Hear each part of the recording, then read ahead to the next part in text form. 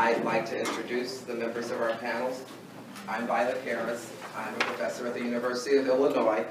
My research is in the area of children's literature. We have Jason Lowe, who is the publisher of Luen.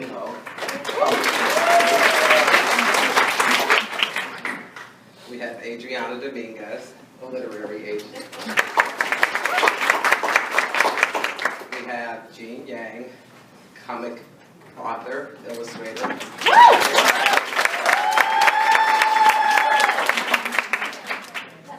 And we have K.T. Horney from the Children's Cooperative Children's.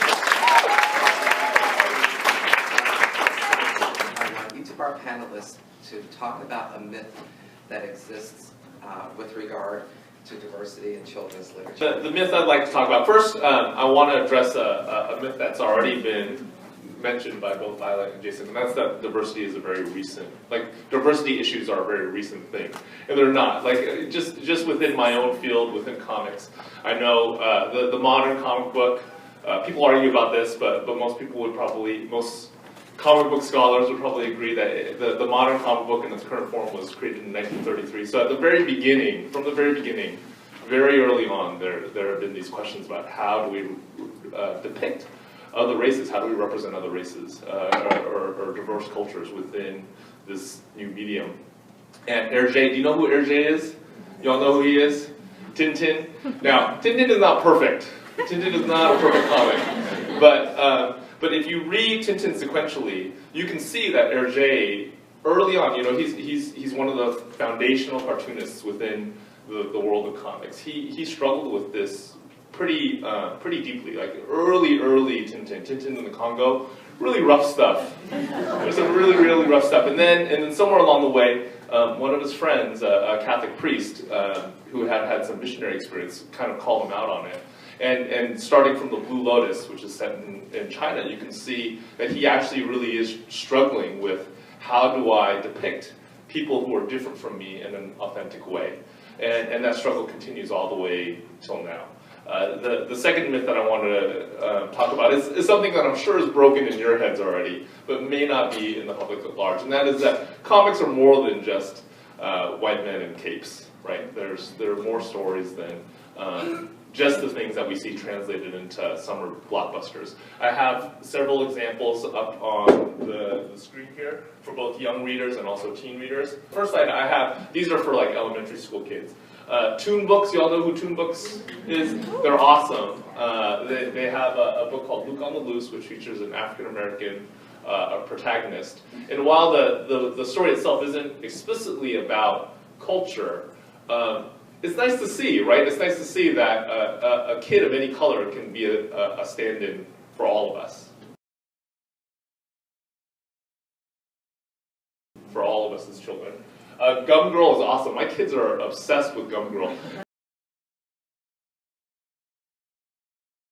Not only, it's like a hybrid book. It's half graphic novel and half prose novel. The young woman is this Latina kid who is obsessed with gum, and then she ends up chewing so much gum that she gets gum-like superpowers. And the most awesome thing about this book is that it smells like gum. Like the actual book smells like gum. It's amazing.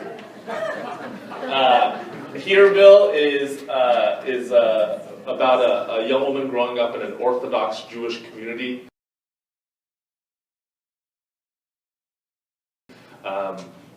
And it's beautifully done.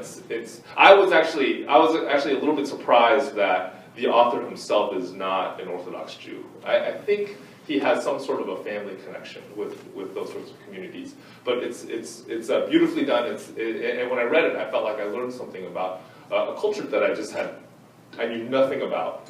And Usagi Yojimbo is done by a guy named Stan Sakai. He's one of my heroes.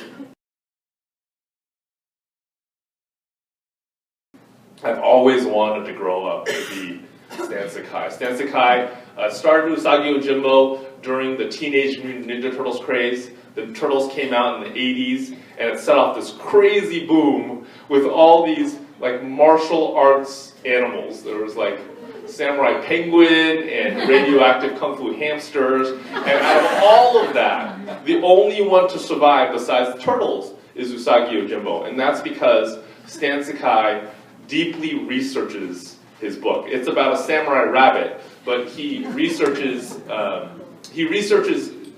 like Japanese culture, traditional Japanese culture. He's a Japanese American, so this is his way of getting in touch with the culture of his parents. They do these like bowing ceremonies before their fights, and he researches them meticulously. So you follow panel by panel as they go through the ceremony. It actually is something that they used to do back in pre-Meiji era Japan. And on the second slide, I have 4 more. These are all more appropriate for teens. Ms. Marvel is kind of a phenomenon right now. On Amazon, it is the top-selling graphic novel for Marvel Comics. It outsells Spider-Man. Ms. Marvel, the newest incarnation of Ms. Marvel, is the only Muslim American character headlining a superhero book from a major superhero company. It's written by a Muslim convert. It's amazingly well done. Amazingly well done. Funny and heartfelt and action-packed. The second book I have up there is March. You've all heard of, you know this book. Yeah, that book sat on the New York Times bestsellers list forever. And then Anya's Ghost is done by Vera Brosgol, who actually is an animator by day. She is the child of Russian immigrants. And that book is all about, it's a ghost story, it's awesome, but it's also all about immigrant guilt. and finally, The Color of Earth is a coming-of-age story. It was originally done in Korean. It's been translated, beautifully illustrated. That's it. Thank you.